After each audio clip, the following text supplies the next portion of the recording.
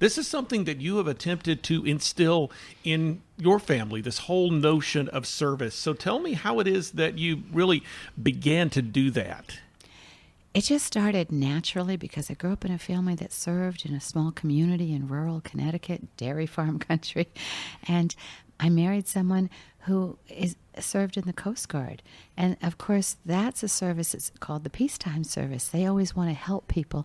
And so we had that heart to help people and naturally brought our children along, having them help make sandwiches for the homeless at the home and take them to deliver them, starting a puppet ministry where we went out to hospitals and many places to perform and bring joy to people that might be hurting. And just in doing those things, we learned that there were so many ways to serve. And we saw our children after Hurricane Andrew, where we had tremendous destruction to our own home, serving in Tent City and going down and what they could do, and even doing laundry in our own home when we got power back before a lot of other people did. And all my kids lined up to fold and sort everybody's laundry that we were doing.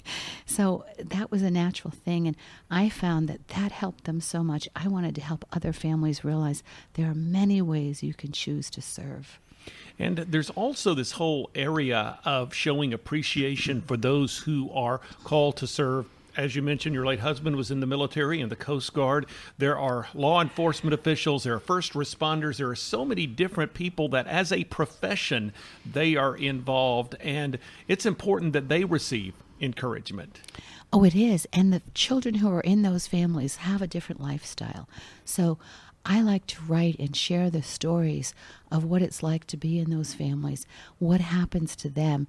And as a natural come from that, people will see them not just as a police officer, a law enforcement person, or a firefighter, or disaster relief worker, but they'll see they have a family. They have a passion. They care. They don't just do it as a job.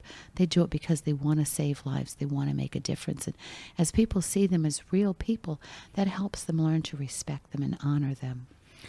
Well, as you began to craft this book, again, it's called 52 Weekly Devotions for Families Called to Serve. Tell me about how you have structured the book.